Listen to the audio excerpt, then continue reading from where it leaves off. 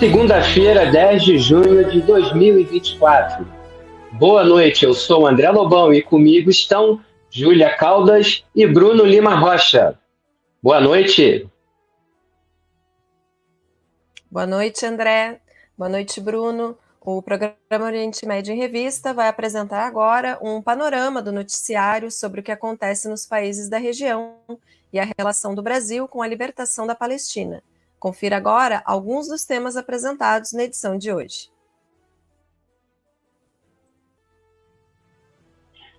Canal A Ressala lança podcast para tratar de temas do oeste da Ásia, mundo árabe e mundo islâmico.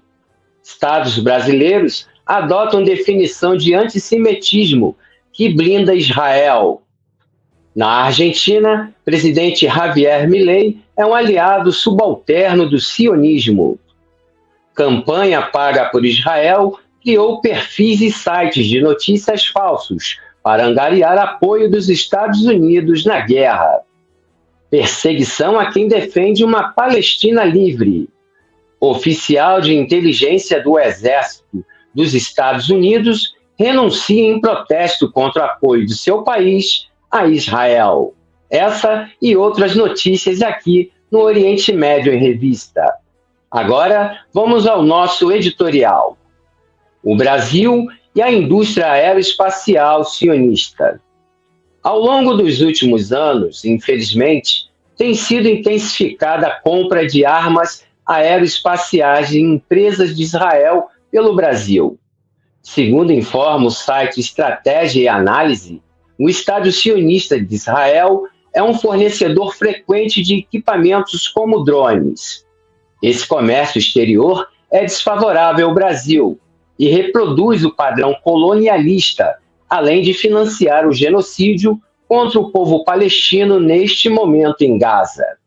É óbvio que esse fluxo aumenta por força do lobby sionista, claramente operado pela Câmara Brasil Israel de Comércio e Indústria, que não por acaso atende pela sigla em inglês, Brew Chamber.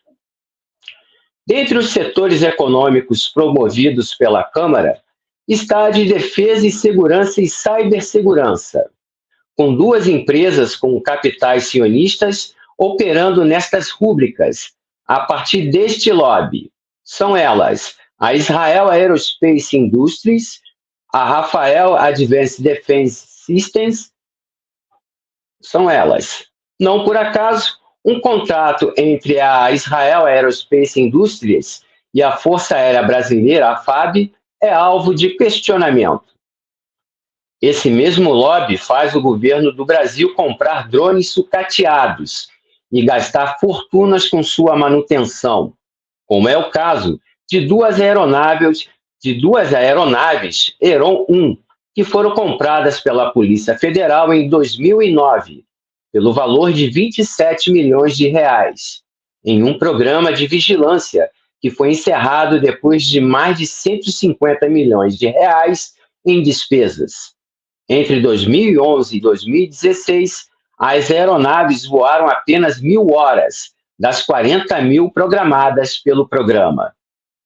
A fabricante desses drones, sucata, a Israel Aerospace Industries, cobrou e assinou um acordo com a FAB, o valor de 86 milhões de reais, firmado sem licitação para a manutenção dos mesmos aparelhos.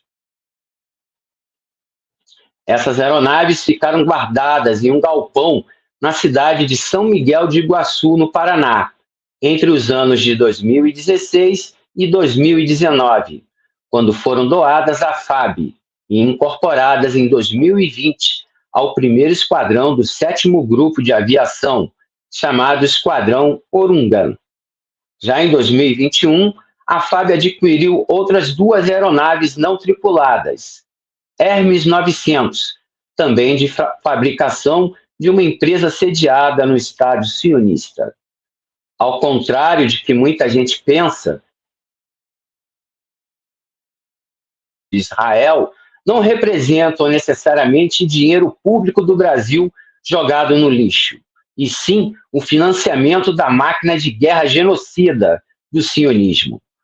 Cabe lembrar que esse fluxo comercial tem crescido a partir da ascensão da extrema-direita no Brasil, com Bolsonaro, a partir de 2019, e também com os governadores bolsonaristas.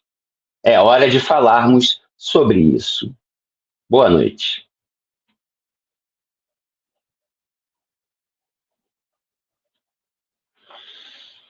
Júlia?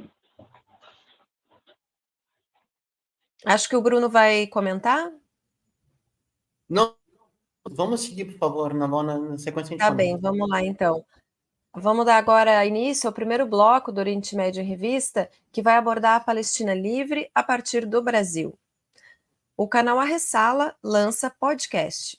Na última sexta-feira, 7 de junho, foi ao ar o primeiro episódio do A Ressala Podcast, que se compromete a ser um espaço informativo, mas também de ampla formação a respeito dos temas do Oeste da Ásia, mundo árabe e mundo islâmico. Esse primeiro episódio promoveu uma conversa aberta com o professor de Relações Internacionais, Bruno Biaclini, e com o presidente da Federação Árabe Palestina do Brasil, a FEPAL, Walid Rabah, sob a condução do Dr. Assad Frangi. Agora a gente vai acompanhar alguns trechos do episódio de estreia do A Ressala Podcast.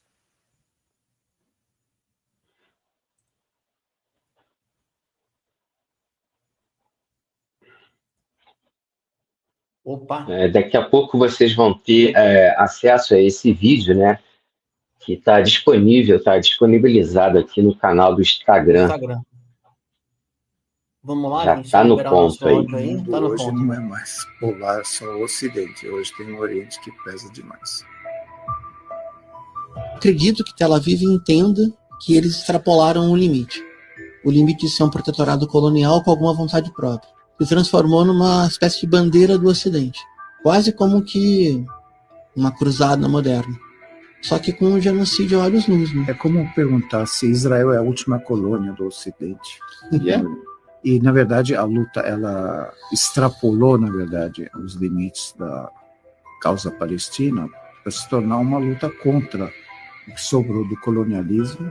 Todo apartheid necessariamente pode precisar ou tende a precisar de um genocídio mais hora, menos hora.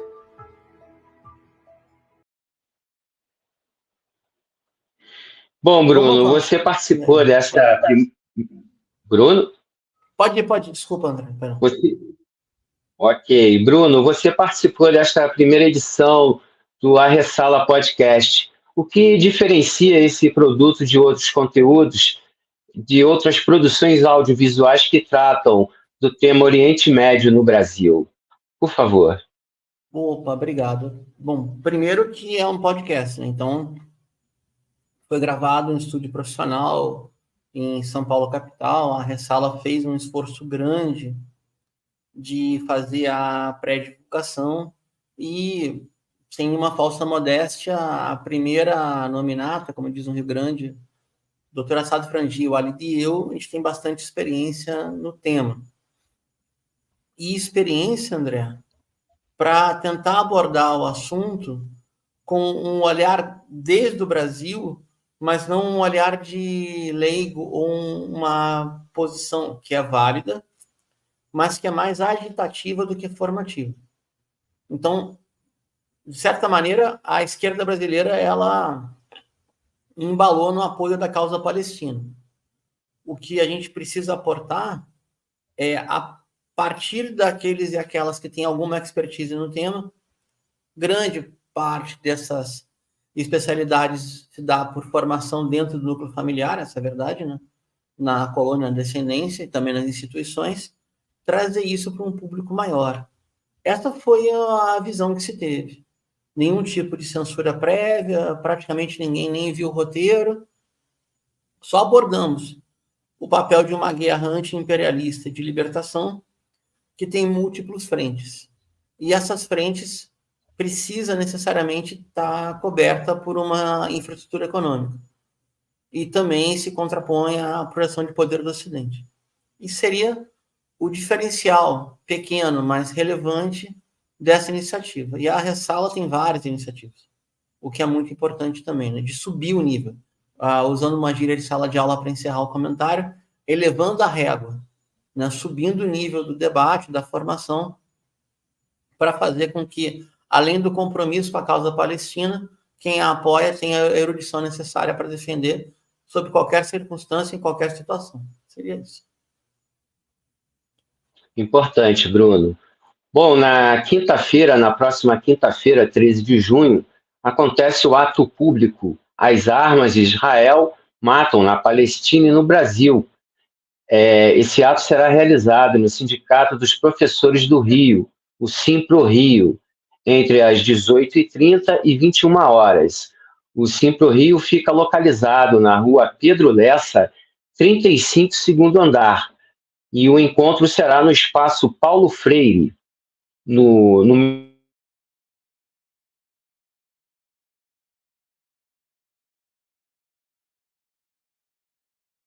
Dilma, um dos criadores do boicote, desinvestimentos e sanções, mais conhecido como BDS, uma iniciativa que defende o boicote às empresas e produtos de Israel. Organizam o ato o BDS Brasil, a FEPAL, Juventude Sanaúde, Árabes e Judeus pela Paz, Capítulo Brasil do Comitê Internacional Paz, Justiça e Dignidade aos Povos, o Comitê Carioca de Solidariedade a Cuba e às Causas Justas, Movimento dos Pequenos Agricultores, o MPA, Raízes do Brasil, Jubileu Sul, PEX, Júlio Negro, Editora Tabla, GTNM-RJ, IDM-JR, Fala Cari, Revista Brejeiras, Rede de Comunidades e Familiares contra a Violência, Diretório Acadêmico de Ciências Sociais da UF, DAX-UF, e Gabinete Marina dos Santos.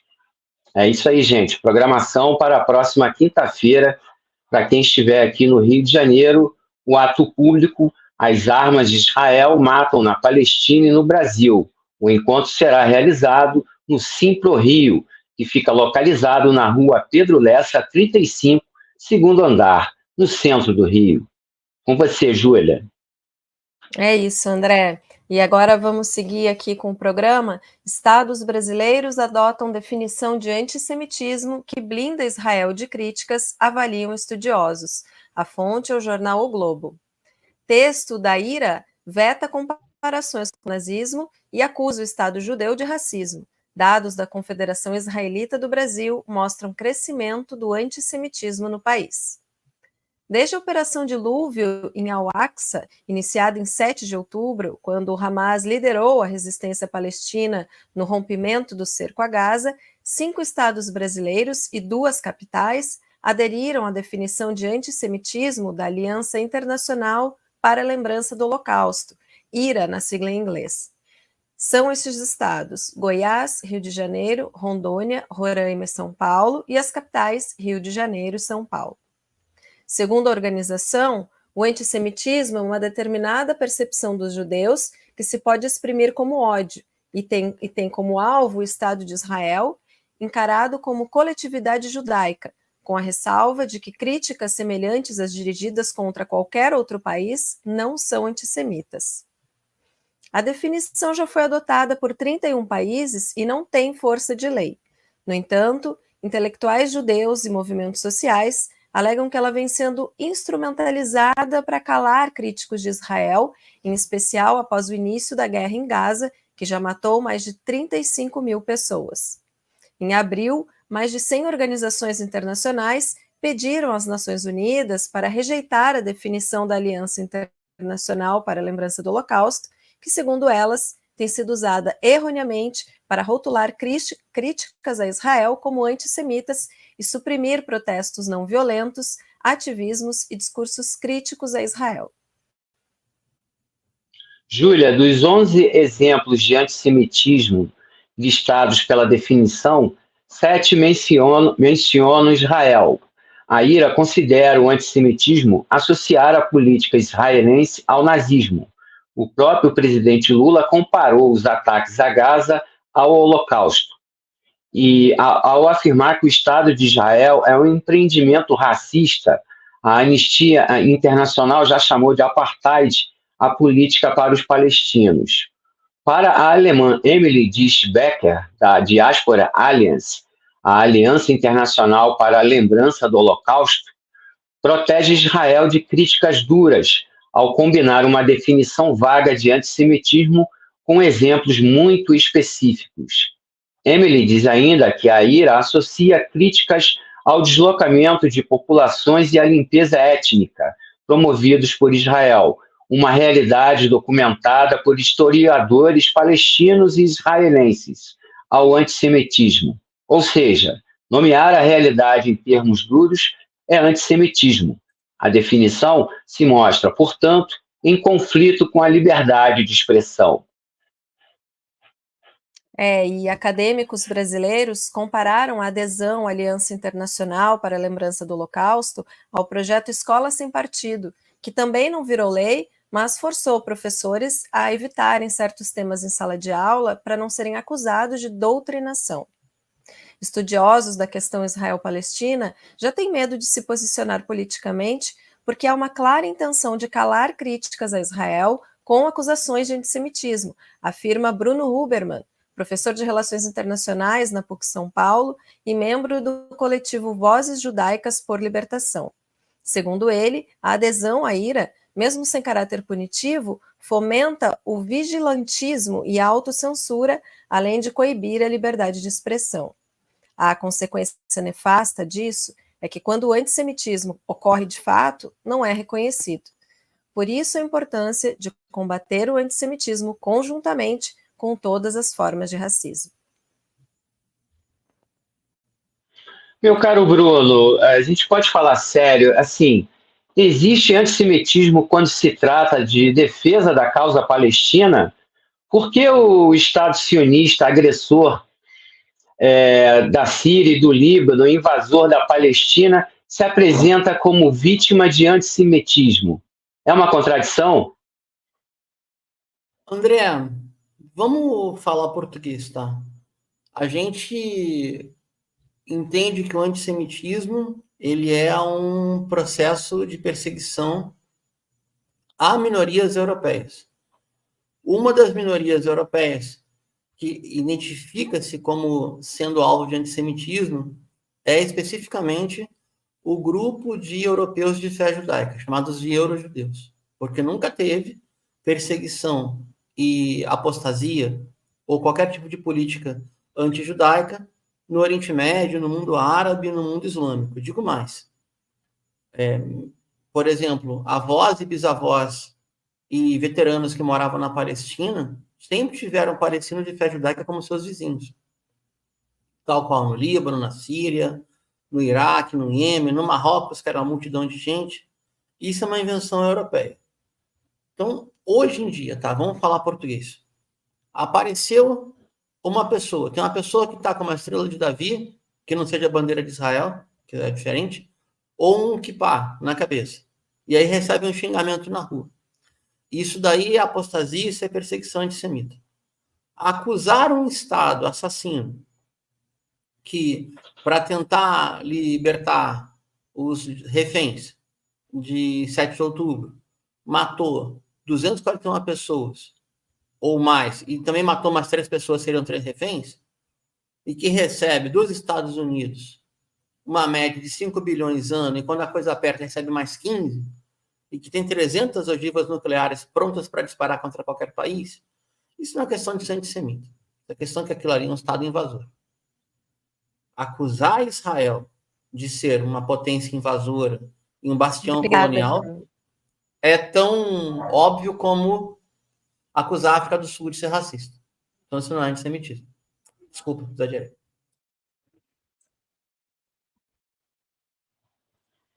Obrigada, Bruno. E o assunto agora é Argentina. O presidente Javier Milei é um aliado subalterno do sionismo. A fonte é o Monitor do Oriente Médio em matéria de Bruno Beaclini. Infelizmente, desde dezembro de 2023, o principal parceiro comercial e país aliado do Brasil, a Argentina, está sob o desgoverno de apostadores do mercado financeiro e totalmente aliado do chamado Ocidente.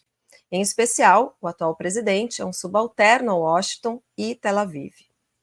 A relação mais direta de Javier Milei, um economista típico da Argentina na era Menem, o ex-presidente, né, traidor do seu país e da causa árabe, ocorreu por meio de um timbeiro, especulador do cassino financeiro, né, de nome Dario Epstein. Esse sujeito é o operador do fundo BlackRock, o maior sistema de fundos de investimento do mundo e tomador final de decisão do grupo Pampa Energia S.A.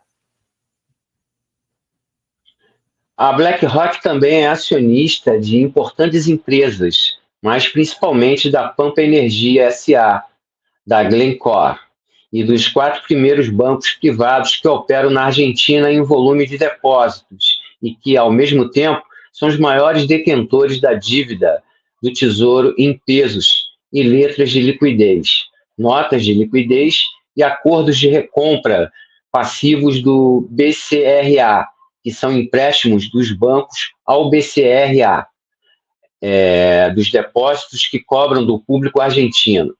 Os 4 maiores bancos privados da Argentina hoje são Santander Rio, BBVA, Galiza e Macro, sendo que em todas as instituições citadas, a BlackRock reconhece ter parte do capital social. Dando sequência aqui, todas essas empresas são acusadas de lavagem e evasão de dinheiro, através de compra de dólares sem origem e envio para o exterior. Não por acaso, Javier Milei quer aprovar uma legislação que transforma a Argentina em uma enorme lavanderia financeira e paraíso fiscal. Dario Epstein, o guru de Milei, o chefe de fato de Milei, e seus sócios menemistas, Roque Fernandes e Carlos Rodrigues, estão por trás dessa proposta obscena. Curiosamente, o mesmo Epstein, ele é um empresário que condena os acampamentos estudantis em defesa da Palestina nas instituições universitárias da América do Norte. Tá? Esse camarada, que seria o mais poderoso de todo o governo, não assumiu nenhum cargo na gestão Milei, que ele ajudou a montar e financiou a campanha. Ele, Epstein, segue sendo um dos sócios de uma consultoria, a Research for Traders, junto a Gustavo Neffa, que é outro timbeiro de origens semelhantes. E Milei segue apoiando a presença da inteligência de Israel dentro da Argentina, inclusive caçando supostos opositores ao genocídio na Palestina. E se a gente abrir a caixa de Pandora de Milei, ou levantar a tampa do bueiro, vai ser um barata-voa sem fim. Vamos seguir? É isso, Bruno. A gente vai agora para um rápido intervalo e já já a gente está de volta. Oriente Médio em Revista. Um panorama do noticiário sobre o que acontece nos países da região. Apresentação de Júlia Caldas e André Lobão. Comentários de Bruno Lima Rocha. Ao vivo toda segunda-feira às 21 horas, no canal do jornal O Coletivo no YouTube.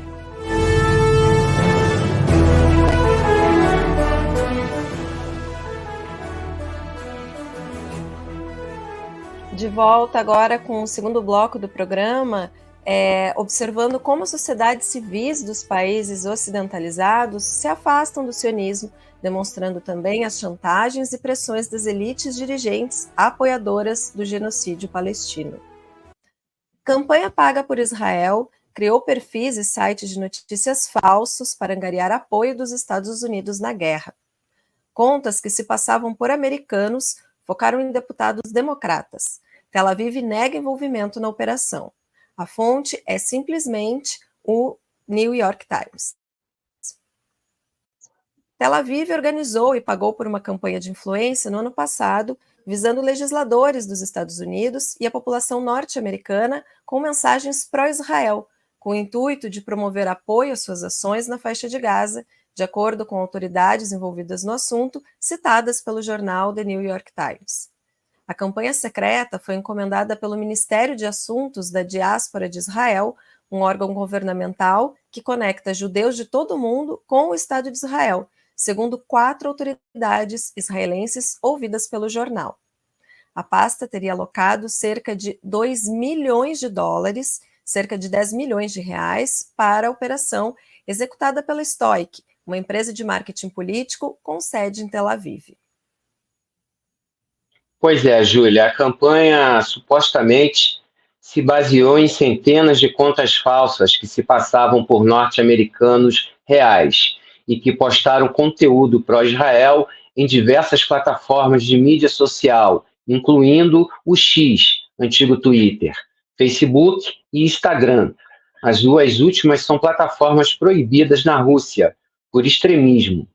Ainda segundo o jornal nova-iorquino, as contas falsas concentraram-se especialmente em legisladores democratas negros, como o líder da minoria na Câmara, Hakeem Jeffries, e o senador Raphael Warnock, com publicações para incentivar esses políticos a continuarem com o financiamento de guerra de Israel no enclave palestino.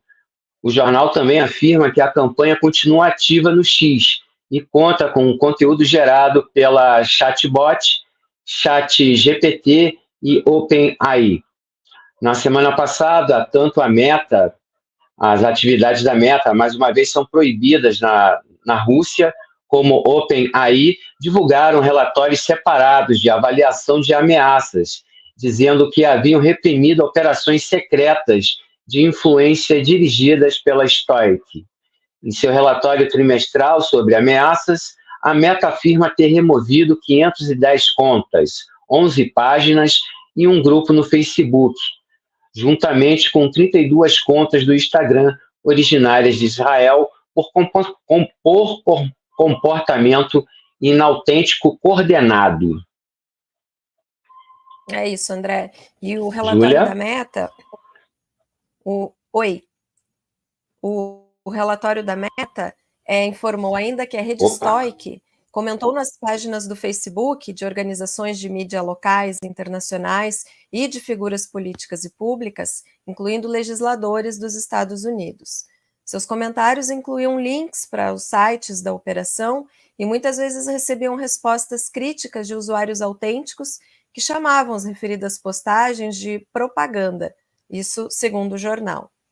No entanto, de acordo com publicação da agência Reuters, no último dia 4 de junho, um ex-engenheiro da Meta processou a empresa em um tribunal estadual da Califórnia, alegando que a gigante de mídia social o demitiu por tentar consertar bugs que suprimiam postagens palestinas no Instagram. Bruno, em relação a isso, o Estado sionista tem uma pasta ministerial específica, né, que a gente falou aí, o Ministério de Assuntos Estratégicos e Diplomacia Pública. Criado em 2007, ele tem como meta permanente fazer a defesa do apartheid nas redes sociais e na internet. Então, explica agora para a gente, por favor, como que funciona, como que opera esse órgão. Bom, primeiro ele opera também através da outra pasta, né, o Ministério da Diáspora. Ele alcança cidadãos naturais de fé judaica de vários países e, de alguma maneira, complementa o aliciamento feito pelos órgãos do Estado de Israel. Como, por exemplo, essa promessa permanente de garantir cidadania a quem for para lá, de aliar retorno para onde, que não veio de lá, desde que assassine crianças e mulheres palestinas no serviço militar. A outra situação é a seguinte: quem nunca recebeu perfil falso dizendo-se a favor de uma campanha tipo 2 estados, 2 governos, 2 estados, 2 povos, ou qualquer coisa parecida que fique fora de contexto? Então, tem muito bug, tem muito troll, tem muita gente operando, seja por código, inteligência artificial, seja como operadores profissionais, além de financiar as redes. A rede mais conhecida no Brasil da extrema-direita sionista é a Stand With Us, que é conhecida de todo mundo, tá? É uma rede mundial. Esse ministério, Júlia, para fechar, ele foi criado após a grande derrota na guerra de 2006, que tentaram acabar com o Líbano, invadir o Líbano, e a resistência libanesa, liderada pelo Hezbollah, botou eles a correr, como vem botando desde 2000. E aí, juntamente com isso, veio a campanha do BDS e eles ficaram desesperados. Na verdade, é uma tentativa de transformar o algoz em vítima e a vítima em algoz. Obrigada, Bruno. e a perseguição a quem defende uma Palestina livre, o que ocorre hoje na Alemanha e em outros países diante da oposição à ideologia política sionista. A fonte é o portal da revista Fórum, em matéria do nosso colega aqui do programa, André Lobão. O Ministério do Interior da Alemanha proíbe o economista grego Yanis Varoufakis de visitar o país em abril desse ano. Yanis iria participar de um congresso sobre a Palestina que estava programado para acontecer em Berlim entre os dias 12 e 14 de abril, mas que acabou sendo suspenso pela polícia alemã sob a alegação de ser um evento antissemita. Tudo ocorreu horas após Varoufakis publicar em seu blog o discurso que faria no evento. Segundo ele, abre aspas, o Ministério do Interior alemão emitiu uma ordem judicial com proibição de toda atividade política, fecha aspas. No entanto, não se trata somente de uma proibição de visita presencial, como também a participação de eventos por aplicativos de reunião. Varoufakis já foi ministro da Economia da Grécia, está proibido de enviar mensagens e de se comunicar com cidadãos alemãos ou de entrar na Alemanha sob o risco de ser processado e preso. Desde 10 de outubro de 2023, o governo alemão de Olaf Scholz tem proibido mobilizações públicas que critiquem o Estado de Israel por considerá-las antissemitas. Bom, Júlia, coletivo Vozes Judaicas pela Libertação critica o governo alemão. O cofundador do coletivo Vozes Judaicas por Libertação, Sajar Goldwasser, é bem crítico às ações do governo alemão para impedir manifestações de apoio à causa palestina, bem como no silenciamento de quem denuncia as atrocidades do Estado de Israel. Segundo Goldwasser, abre aspas, enquanto a Alemanha persegue esses supostos discursos de ódio contra Israel, se cala completamente diante das declarações genocidas do governo israelense. Portanto, há uma clara tomada de posição, mostrando uma parcialidade na hora de definir o que é crime de ódio e o que é antissemitismo. Fecha aspas. Seguindo daqui, Bruno? André, vamos lá. Sajar Goldwasser acredita que o governo alemão revela uma contradição histórica no atual contexto, deixando de lado os compromissos assumidos no passado pela dignidade humana, após a Segunda Guerra Mundial, quando o próprio Estado alemão cometeu crimes contra a humanidade. Segundo ele, aspas para o dirigente da Vozes Judaicas por Libertação, o país que se comprometeu com o nunca mais, hoje se vê em uma narrativa que promove o genocídio na faixa de Gaza e acusa aqueles que a criticam do crime que a própria Alemanha cometeu no passado, ou seja, passando o pano e apoiando o que Israel está fazendo. Por fim, o líder do coletivo lembra que o governo alemão vende armamentos para o Estado sionista e que, por isso, foi processado pela Nicarágua na Corte Internacional de Justiça por cumplicidade no genocídio que acontece na faixa de Gaza. Vamos em frente. Oficial de inteligência do Exército dos Estados Unidos renuncia em protesto contra o apoio de seu país a Israel. A fonte é CBS News. O major Harrison Mann, um judeu americano que trabalha para a Agência de Inteligência de Defesa, DIA, na sigla em inglês, renunciou ao Exército dos Estados Unidos, citando o apoio quase ilimitado do país ao governo de Israel, que ele afirma ter permitido e fortalecido a matança e a fome de dezenas de milhares de palestinos inocentes. Mann, um veterano que prestou 13 anos de serviço para os Estados Unidos, para o exército americano, e que já trabalhou no escritório do Oriente Médio, conversou com o correspondente nacional da CBS News, concedendo sua primeira entrevista na TV desde que renunciou ao cargo. Mann apresentou uma renúncia em novembro, sua renúncia agora no final do ano passado, e sua separação do serviço militar entrou em vigor na última segunda-feira, 3 de junho. Mais de 6 funcionários do governo dos Estados Unidos renunciaram publicamente em protesto contra o apoio dos Estados Unidos à guerra de Israel, mas Harrison Mann foi o primeiro da comunidade militar e de inteligência a se manifestar publicamente. Júlia, o Major Harrison Mann diz ainda que entende que as pessoas estejam com raiva por ele falar sobre isso, mas ele sente que não teve muita escolha e que precisava fazer isso. Tentando minimizar o incidente, um alto funcionário da Agência de Inteligência de Defesa confirmou à CBS News que Mann foi designado para a agência, abre aspas. As demissões de funcionários são uma ocorrência rotineira na DIA, assim como em outros empregadores, e os funcionários renunciam aos seus cargos por uma série de razões e motivações, disse o funcionário. Bem, Bruno, o caso desse oficial americano de ascendência judaica não é o único, não se trata de um caso isolado. Nesse sentido, as comunidades judaicas dos Estados Unidos estão realmente se distanciando do sionismo e deixando de apoiar o genocídio palestino?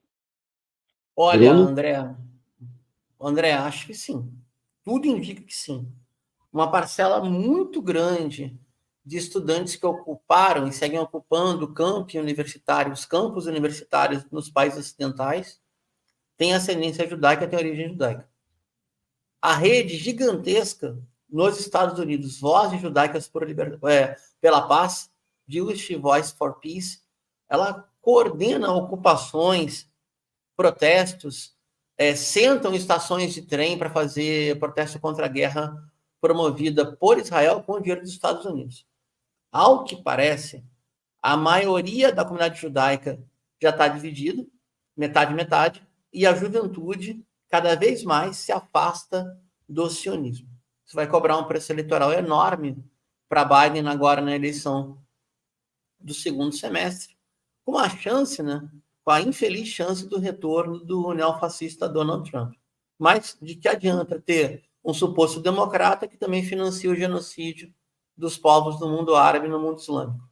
Fica, para quem não é estadunidense, fica elas por elas, infelizmente. Para quem está no Ocidente, feito nós, tem um efeito enorme o Trump voltar. Tem que separar as coisas. Enfim, já não há mais hegemonia sionista nas comunidades judaicas dos Estados Unidos. Isso é muito importante. Com certeza, Bruno. Obrigada por enquanto, e a gente vai agora para um rápido intervalo e já voltamos. Oriente Médio em Revista. Um panorama do noticiário sobre o que acontece nos países da região. Apresentação de Júlia Caldas e André Lobão. Comentários de Bruno Lima Rocha. Ao vivo toda segunda-feira às 21 horas, no canal do jornal O Coletivo no YouTube.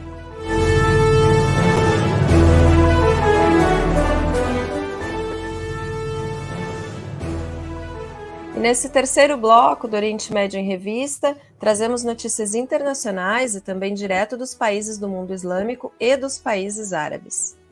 Tortura, abuso sexual e violência covarde em prisão colonial sionista instalada em Gaza. A fonte é o The New York Times. No final de maio deste ano, cerca de 4.000 detidos de Gaza passaram até 3 meses no limbo na Ijteiman, de acordo com os comandantes do local que falaram ao The New York Times. Após o interrogatório, cerca de 70% dos detidos foram enviados para prisões construídas especificamente para serem investigadas e processadas. Pelo menos 1.200 pessoas foram consideradas civis e regressaram a Gaza sem acusação, pedido de desculpas ou compensação. Segundo Mohamed Al-Kurdi, motorista de ambulância detido em Ijteiman no final do ano passado, colegas e familiares não sabiam se ele estava vivo ou morto. O trabalhador foi capturado em novembro de 2023, depois que um comboio de ambulâncias tentou passar por um posto de controle militar israelense ao sul da cidade de Gaza. Ele estava nesse comboio e ficou preso, então, por 32 dias. Uma investigação de 3 meses realizada pelo The New York Times, baseada em entrevistas com ex-detidos e com oficiais militares, médicos e soldados israelitas que serviram no local, revelou que esses 1.200 civis palestinos foram detidos em Ijteiman, em condições degradantes, sem a possibilidade de defender os seus casos perante um juiz durante 75 dias. Os detidos também não têm acesso a advogados durante um período de 90 dias, e sua localização é ocultada a grupos de defesa dos direitos humanos, bem como o Comitê Internacional da Cruz Vermelha, o que alguns especialistas jurídicos consideram ser uma violação do direito internacional. 8 ex-detidos que falaram publicamente disseram terem sido espancados com cacetetes, coronhas e espingardas e um detector de metais portátil, enquanto estavam sob custódia. Um disse que suas costelas foram quebradas depois que ele levou uma joelhada no peito, e um segundo detento disse que suas costelas quebraram depois que ele foi chutado e espancado com um rifle, um ataque que um terceiro detento disse ter testemunhado. 7 disseram que foram forçados a usar apenas fralda durante o interrogatório. 3 disseram que receberam choques elétricos durante os interrogatórios. Júlia. André, agora a gente chama o Bruno para comentar essa notícia, mais aí uma denúncia difundida pelo jornal The New York Times e mais uma evidente violação do direito internacional. Então, é a segunda matéria, só no programa de hoje, que a gente veicula esse respeito, né, que a gente compartilha aqui sobre isso. Então, Bruno, teria alguma forma de conter os Estados Unidos e esse constante apoio ao colonialismo e ao apartheid na região?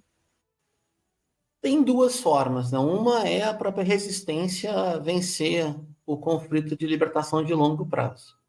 O outro é o Ocidente, as sociedades civis ocidentais e a movimento popular nos Estados Unidos se rebelar contra isso. E aí, olha só como é que é curioso. Olha a matéria do Globo, gente. Vou dar o título aqui, tá? Ministro do governo Netanyahu renuncia ao gabinete de guerra israelense um dia após o massacre de Neizarut. Tá bom? Quem é que renunciou?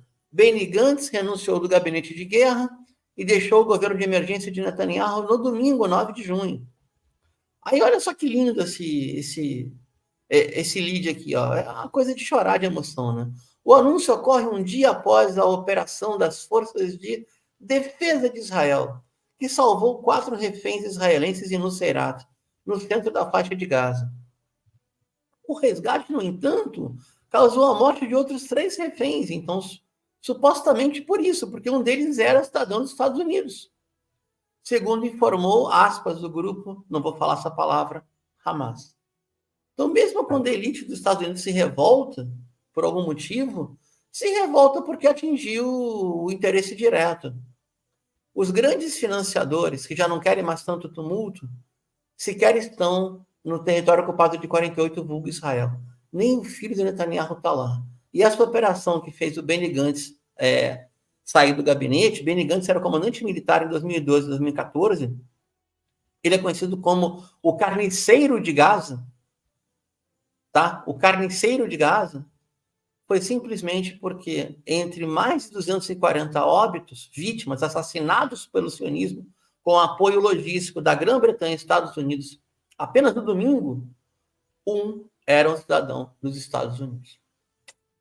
E aí? O Globo é o quê? É um veículo brasileiro ou é assessoria de imprensa do consulado estadunidense no Rio de Janeiro? É uma boa pergunta.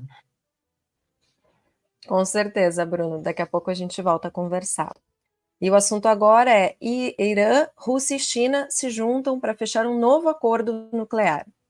Então, esses 3 países, Irã, Rússia e China, emitiram uma declaração conjunta no dia 5 de junho, apelando aos países ocidentais para restaurarem o acordo nuclear de 2015 entre Teherã e Washington, conhecido como Plano de Ação Conjunto Global. A declaração foi divulgada em coincidência com uma reunião do Conselho de Governadores da JICA. Segundo esse comunicado, a República Popular da China, a República Islâmica do Irã e a Federação Russa estão convencidas de que é hora de os países ocidentais mostrarem vontade política para parar o ciclo de escalada em curso que se prolongará há quase 2 anos e tomar as medidas necessárias para reviver o Plano de Ação Conjunto Global. Ainda é possível fazer isso, segundo o comunicado. Bem, Júlia, os 3 países reiteram seu apoio ao Plano de Ação Conjunto Global, apesar da retirada unilateral dos Estados Unidos em 2018 e das sanções impostas a Teherã. De acordo com a declaração, a restauração do acordo resolveria a maioria dos problemas relacionados ao programa nuclear iraniano e melhoraria a supervisão por parte dos inspetores da Agência Internacional de Energia Atômica. Simultaneamente, o Reino Unido, França e a Alemanha propuseram uma resolução ao Conselho da Agência Internacional contra o Irã, exigindo que Teherã resolva pendências relacionadas a vestígios de urânio encontrados em locais não declarados. A votação está prevista para ocorrer nos próximos dias. Mohamed Eslami, chefe da Agência de Energia Atômica do Irã, respondeu às ações ocidentais, afirmando que o país continua comprometido com suas obrigações internacionais, mas reduzirá seus compromissos com o Plano de Ação Conjunto Global, em resposta à falta de reciprocidade por partes ocidentais. Bruno, é do interesse real do Irã retomar esse acordo nuclear? Dá para confiar nos Estados Unidos, que já rasgaram o acordo assinado em 2015? André, não dá não. Eu, sinceramente, não vejo nenhuma razão lógica para isso. Então, se França, Estados Unidos, Grã-Bretanha tem alguma vontade de distensionar a região, que mandem inspetores e publiquem o tamanho do arsenal nuclear do Estado sionista vulgo Israel. Se são 200 ogivas, com mísseis balísticos, como disse o general Colin Powell, se são 300 ou se são 100, mas que tem no mínimo 100 mísseis apontados para cada uma das capitais de maioria islâmica do mundo árabe, tem. Ainda é o maior risco que a humanidade vive de ter uma guerra nuclear hoje, é algum demente em Tel Aviv apertar o botão. Então, cadê os mísseis israelenses? Porque eles não negam que tem. Fora disso, é tudo hipocrisia. E o Irã tem que desenvolver a sua medicina nuclear, como estava avançando, e tem de completar todo o ciclo econômico da tecnologia nuclear para fins de pesquisa científica e de saúde coletiva, conforme também está fazendo a Bolívia, graças ao convênio que tem com a empresa chinesa de exploração de lítio mineral. É isso. Gente, antes da entrevista, agora eu vou assumir aqui um pouquinho a palavra, que hoje tem estreia, tá? Os companheiros aí da técnica, vamos olhando aqui no roteiro, vou devagarinho aqui, tá bom? Vamos aqui com calma. O nome da sessão é No Sagrado Tapete Olímpico. A gente está se aproximando dos Jogos Olímpicos em clima de Olimpíadas e queríamos apresentar para quem nos assiste em língua portuguesa e no Brasil as modalidades, a modalidade mais popular nos países do mundo islâmico e mundo árabe. Vamos lá. A modalidade é o wrestling, ou também conhecido como a vertente de luta olímpica.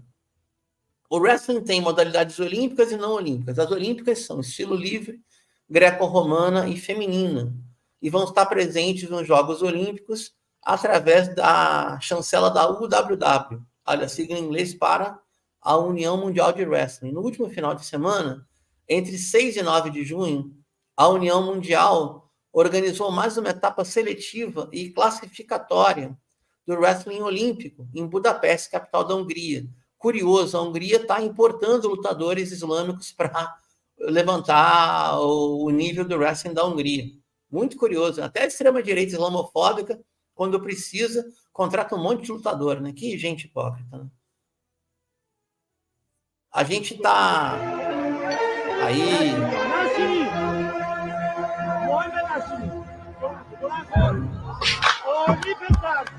Esse é um clipe de difusão muito legal da União Mundial. Beleza? Vamos voltar aqui. A gente viu no vídeo anterior o campeão olímpico dos Jogos do Rio 2016, medalhista de prata em Tóquio, em 2021 é Hassan Yazdani. Na verdade, isso é o apelido, né? Yazdani Tirato, mas Yazdani tá bom para o público ocidental. Ele luta no estilo livre até 86 quilos. Ele é conhecido pela federação... É a única pessoa no Irã que pode ter o título de Príncipe da Pérsia, né? Após a Revolução de 79. Ele também foi 3 vezes campeão mundial, além de ter sido prata e bronze em competições mencionadas. Tá? Pessoal, olha só que potência. Até o presente momento, tá? Sem contar com o que foi definido na Hungria, agora, dia 9. Quem já está nos Jogos Olímpicos de países de maioria islâmica? Azerbaijão, 6 atletas. Irã já tem 5. Egito, 4. Ásia Central, Cazaquistão, Quirguízia e Uzbequistão, 3. Turquia, 2. E até o presente momento, Argélia, Tadiquistão e Bahrein, cada um tem 1. Tá? E vamos trazer um pouco o maior ídolo hoje da greco-romana dos países de maioria islâmica. O primeiro a falar do Campeonato Asiático de Wrestling, que aconteceu esse ano em abril, foi na capital da Quirguízia, do Quirguistão, Bishkek. Aí deu o seguinte, ó, a seleção iraniana, estilo livre, fechou em primeiro, segundo fechou o Japão, e os donos da casa, empatados, depois o Cazaquistão em quarto. Na categoria até 67 quilos, o campeão olímpico Mohammad Reza Geray, tem o apelido de Falcão, ele foi o maior destaque da modalidade. Tá? E queria trazer uma outra curiosidade. O Brasil é muito popular, o MMA, né? E a equipe hoje comandada por Khabib Nurmagomedov, antes pelo seu pai, que infelizmente faleceu de Covid, que Deus o tenha, Abulmanap Nurmagomedov. Em 2021, em Tóquio, foi a consagração definitiva de um outro daguestanês, tá? Que aqui no Brasil, infelizmente, ninguém explica o que é, né? Chama de tanque russo, né? O tanque do Daguestão. Quem é o nome do atleta? Ele compete pela Rússia, o Daguestão faz parte da Federação Russa, e ele é absoluto na categoria de 97 quilos. Abdurrashid Sadulaev. Sadulaev ganhou um gancho no Mundial de 2019 porque ele levantou a camiseta do Imam Shamil, que foi o grande líder do Cáucaso justamente contra a invasão russa dos Romanov, invasão de 1867. Na semana que vem a gente vai trazer mais elementos da luta olímpica que tem raízes na região há mais de 3.000 anos, no sagrado tapete olímpico. Júlia? Muito legal, Bruno, muito interessante essa breve explicação e apresentação nesse momento olímpico aqui no Oriente Médio em Revista. A gente vai ter mais na semana que vem. Vamos agora para um rápido intervalo e daqui a pouquinho a gente volta com a nossa entrevista especial. Oriente Médio em Revista. Um panorama do noticiário sobre o que acontece nos países da região. Apresentação de Júlia Caldas e André Lobão. Comentários de Bruno Lima Rocha. Ao vivo toda segunda-feira às 21 horas, no canal do jornal O Coletivo no YouTube.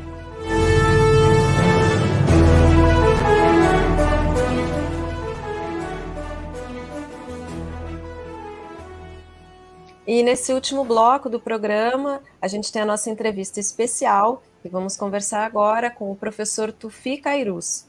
O professor Tufi é mestre em História pela UFRJ e doutor na mesma área pela York University, do Canadá. Além de ser uma referência intelectual para a diáspora árabe e comunidades muçulmanas no Brasil, Tufi vem de uma tradição familiar na defesa da Palestina, do mundo árabe e islâmico.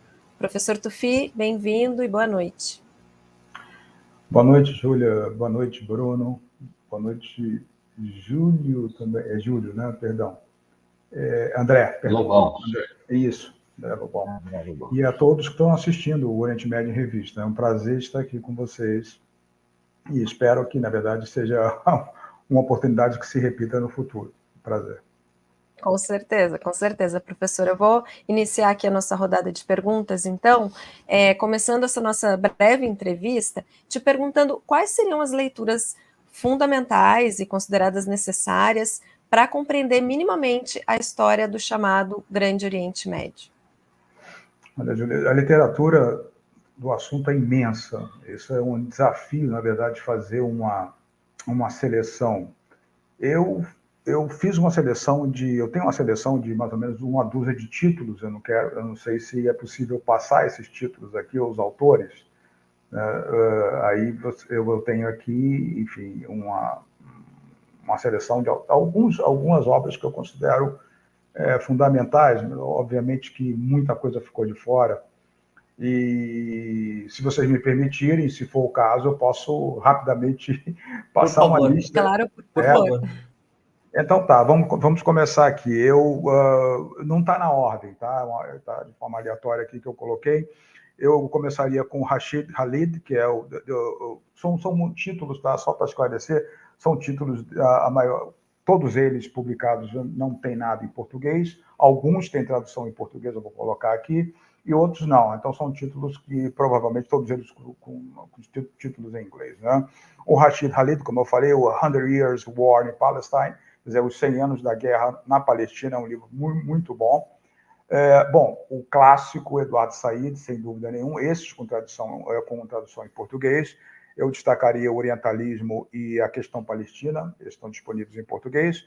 Um clássico também, multivolume, muito bom, sobre o autor americano Marshall Hodgson, o Venture of Slum, são 3 volumes, uma coleção, assim, um trabalho fantástico, né? Um clássico, eu diria.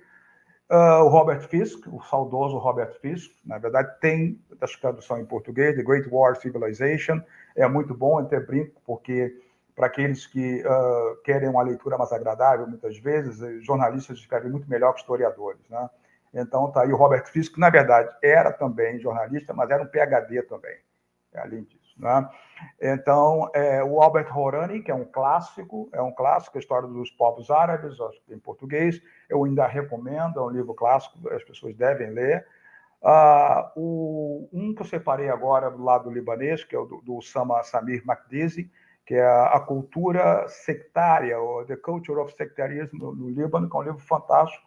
Para quem quiser entender o Líbano de hoje, é preciso voltar no século XIX, e esse livro fala sobre essa cultura que se instalou naquela região a partir da segunda metade do século XIX. É muito bom. O Makdisi, além de tudo, é sobrinho também do grande Eduardo Said, né? Um livro que eu considero muito bom, de uma pessoa extremamente polêmica, no mínimo. O autor realmente é uma pessoa que eu considero execrável, já falecido, mas o livro é muito bom. Fuad Ajami, que escreveu The Vanished Imam, o Musa Sader e o Shia Lebanon. É um livro muito bom, apesar do autor ser uma pessoa particularmente que eu não, de comportamento, um árabe, para mim um grande traidor, né, de todos nós, mas o livro dele é muito bom. Tem também o Revolutionary Iran, que é do Michael Axelworth, muito bom, a história da República Islâmica, em inglês. Um livro de alguém também que é um grande decano dos Islamic Studies na América do Norte, eu recomendo. Eu nem falo por causa das ideias filosóficas dele, mas é uma referência fantástica, que é o Sayyid Hussein Nasser, um iraniano de origem já há muitos anos nos Estados Unidos, que é Islam and the Modern World, que é muito bom, é um livro fantástico, explica inclusive as mudanças no Islã a partir do século XIX, com choque com a modernidade, é muito bom. E Shalom Sam, que eu também destacaria, o historiador israelense, que escreveu um livro muito bom, está disponível em português esse.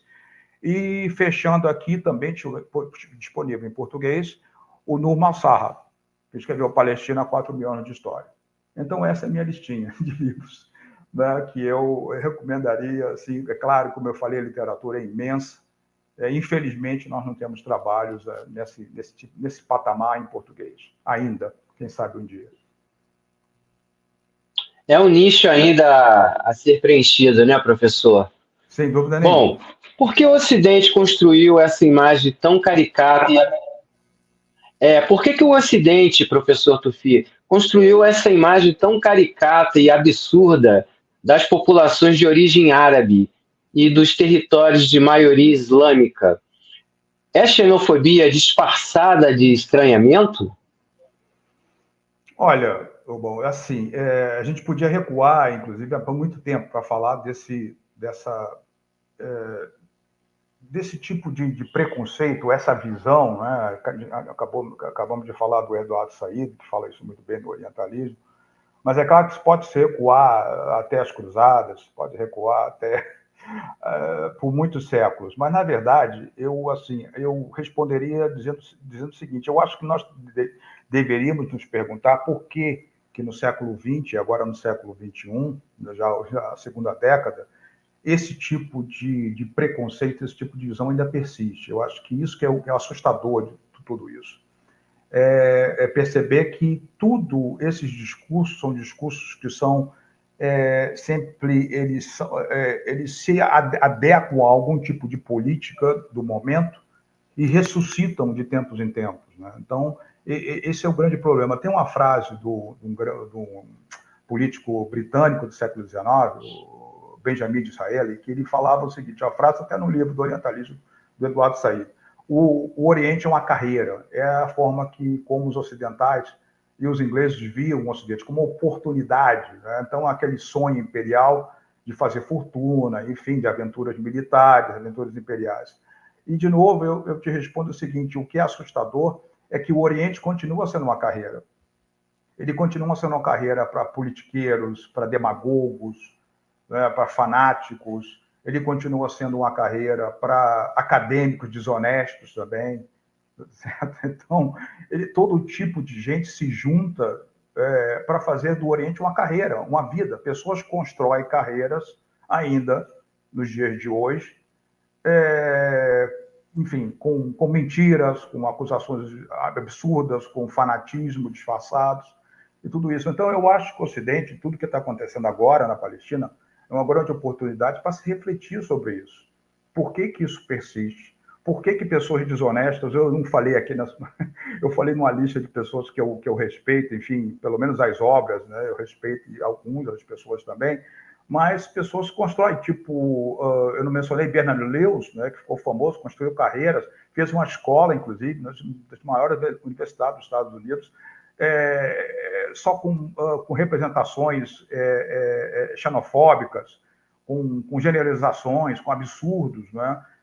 Fukuyama, Samuel Huntington em Harvard, é uma coisa absurda, né, de pessoas que fizeram carreiras e continuam fazendo carreiras à custa desses preconceitos e dessa visão, e, é claro, muitas vezes da inocência de algumas pessoas, mas da desonestidade também, de uma política que não mudou, na verdade. Ela continua. Então, eu acho que essa visão que você mencionou, ela passou por várias fases ao longo da história, né? E o que mais, de novo, impressiona é por que ela continua, por que insistem nessa divisão, por que insistem em ver. Pode-se até perceber que, em certo momento, a gente até como indivíduo e no coletivo, a gente se faz muito em função do outro, a gente se constrói muito em função do outro. De certo momento, o Ocidente ou a Europa precisou, né, de um outro para ele se construir como uma espécie de cultura separada. Mas isso já está superado há muito tempo. E, infelizmente, esse tipo de divisão ela persiste. Nós temos homens aí, como o próprio Said, que lutou contra isso a vida inteira, mas, na verdade, isso está submetido a interesses imensos, né? E, portanto, ela continua. Professor, primeiro um comentário, né? Tive a honra de fazer a orelha da edição em língua portuguesa do Palestina 4 anos de História do Nur Marsal, né? Fico muito contente por ter citado. A gente não combinou nada, a gente não combinou absolutamente nada, né? Isso aqui é jornalismo, engajado, mas é jornalismo. Última pergunta. Vamos falar um pouco de códigos de conduta e comportamento. Após o início da Operação Dilúvio sobre Al-Aqsa, ou 7 de outubro de 2023, o Estado sionista acusou os combatentes da resistência palestina de crimes hediondos. A gente sabe que isso é mentira, mas por que isto é mentira? Eu te pergunto como um conhecedor. É possível esperar um comportamento tarferista por parte de resistentes palestinos? E se puder explicar o conceito também, já ajuda muito para a nossa audiência. Bom, eu acho que não.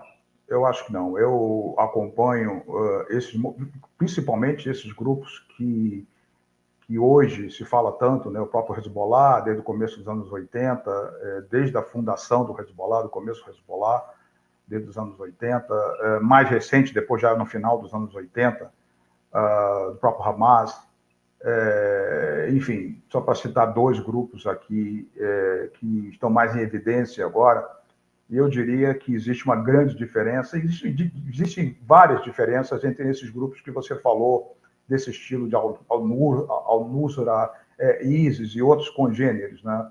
Primeiro que esses movimentos, tanto o Hamas como o Hezbollah, são movimentos raiz de resistência local, tá? Então, o Hezbollah, por exemplo, ele surge no contexto da Guerra Civil Libanesa, de uma invasão, mais uma invasão sionista no Líbano, e ocupação do território libanês. Ele nasce dali, o Hezbollah, são elementos da grande maioria da comunidade xiita do sul do Líbano e do Vale do Bekaa, são pessoas que residem ali desde sempre, desde a Revolução Agrícola, no Neolítico, de repente.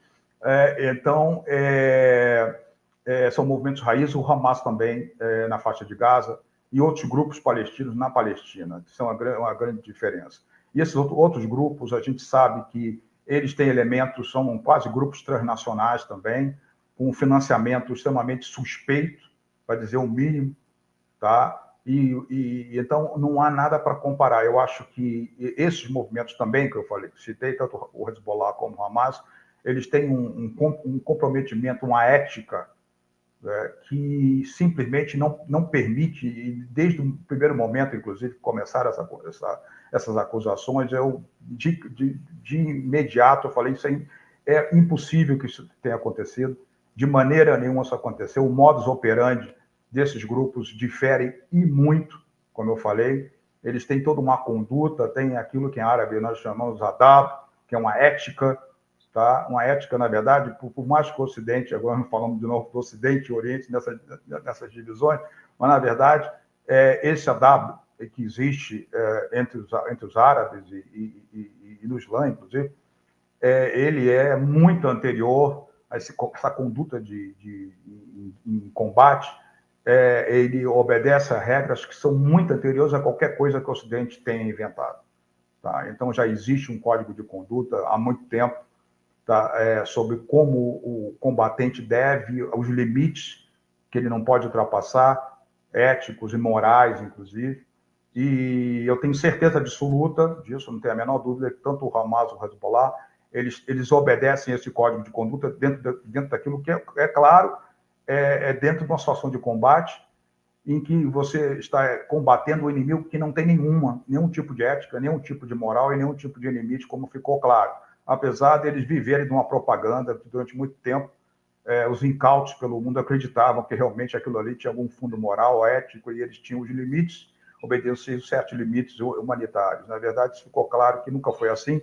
Quem os conhece um pouco mais sabe que nunca agiram dessa maneira, porque, na verdade, o próprio Estado, que eles dizem que é Estado, foi fundado via terrorismo, por ações terroristas. Então, o que acontece hoje lá na Palestina ocupada é a continuação da política terrorista. Aliás, eles são pioneiros do terrorismo no Oriente Médio, né? Os povos daquela região não conheciam o terrorismo. Eles vieram a conhecer o terrorismo através do sionismo. O sionismo é pioneiro em movimentos terroristas, em grupos terroristas, tá, naquela região, e os povos daquela região foram apresentados ao terrorismo através deles. Então, é óbvio que eles continuam fazendo terrorismo, seja lá como Estado, ou seja como antes de ser Estado, e simplesmente, infelizmente, eles conseguiram que uma parte do mundo acreditasse que não é isso, que o terrorismo é uma coisa ligada de forma umbilical aos povos da região, mas não é isso. Na verdade, é o contrário, os terroristas são os outros, né? Então, eu acho que não há a menor possibilidade disso, e como ficou provado, desmentido, né? Aliás, passagem, ficou completamente desmentido, desmoralizado essa história que eles tentaram colar aí. Obrigado, Sofia. André? Na edição de hoje, conversamos com o professor Tufik Kairuz, especialista em Oriente Médio. Obrigado, professor, pela sua participação e pelos esclarecimentos no programa de hoje. Um abraço. Um abraço a todos. Obrigado. Boa noite. Obrigada, professor. E antes de encerrar, a gente chama de volta o Bruno para trazer aí as notícias das últimas horas sobre o Oriente Médio e também para encaminhar aqui o fechamento do programa. Tudo bem, vamos lá, Júlia. Então, a notícia da frente na Síria. A resistência iraquiana atingiu alvos militares sionistas na colina de Golã. Golã está ocupado desde 67. E a direção do Hamas recebe muito bem, de bom grado, a resolução do Conselho de Segurança da ONU para um plano de cessar-fogo em Gaza. Dos Estados Unidos, protesto contra a guerra econômica cujo alvo é o Iêmen. Tudo isso é para se evitar a fonte. 6 candidatos, eu vou olhar a lista agora, já estão alinhados para as eleições do Irã, agora no dia 28 de junho. São eles. Eu estou com a lista aqui, só um pouquinho de paciência. Se o computador não travar, a gente vai ler aqui todo mundo. Então está aqui, ó. Conselho Constitucional do Irã, nos seus nomes dos candidatos qualificados para as eleições presidenciais. Turno único, 28 de junho. A gente vai dar o perfil de cada um ao longo das semanas. Ali Reza Zakani, Amir Hossein, Razizadeh Hashem, Massoud Pezeshkian, Mustafa Porbuhamadari, Mohammad Bahar Halibaf e Said Khalili. Muito importante, um Said Khalili.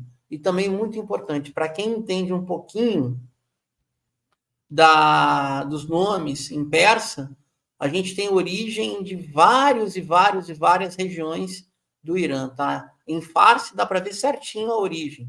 Então, também é uma candidatura pluriétnica. Muito importante isso.